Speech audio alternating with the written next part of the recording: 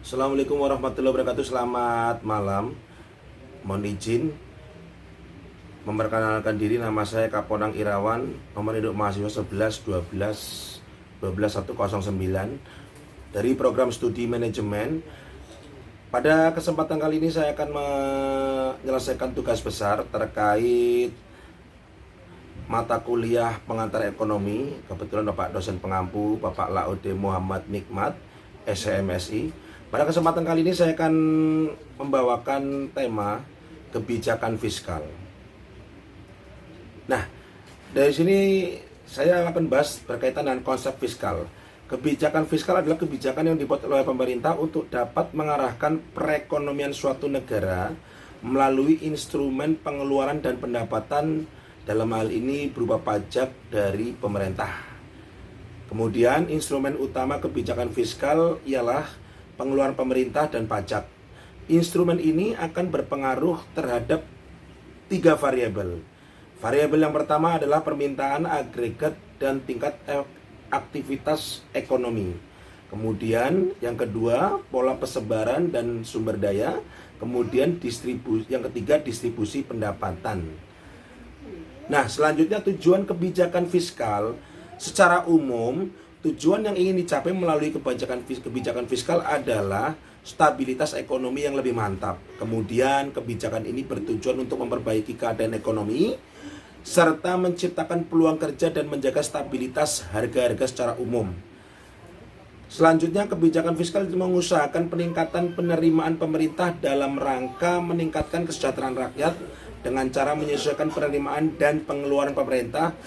Lalu kebijakan fiskal diarahkan untuk dapat mengatasi masalah-masalah mendasar yang menjadi prioritas pembangunan.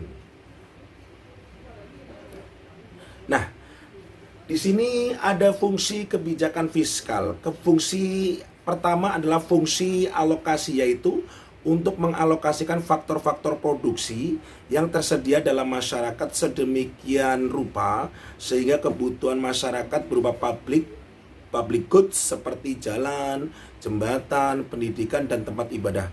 Kemudian fungsi distribusi, yaitu berfungsi agar pembagian pendapatan nasional dapat lebih merata untuk semua kalangan dan tingkat kehidupan.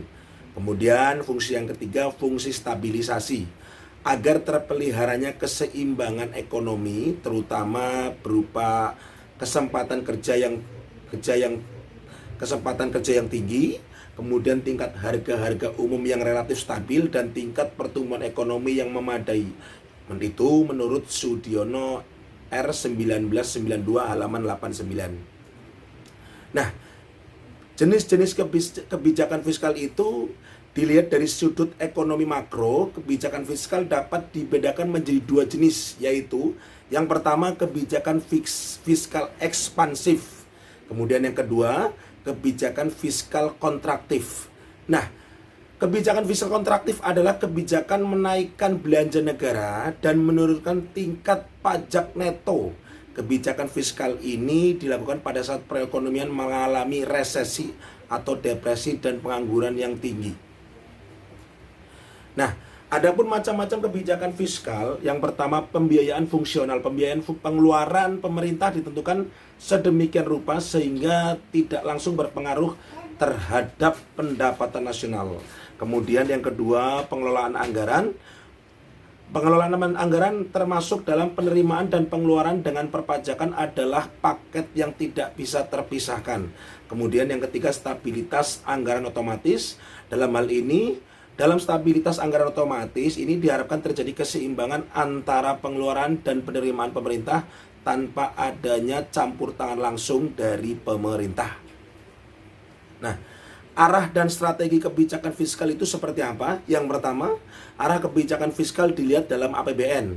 Kebijakan fiskal dalam APBN diarahkan dapat membiayai pengeluaran dalam rangka penyelenggaraan pemerintah negara yang efektif namun tetap efisien dan bebas dari pemborosan maupun korupsi.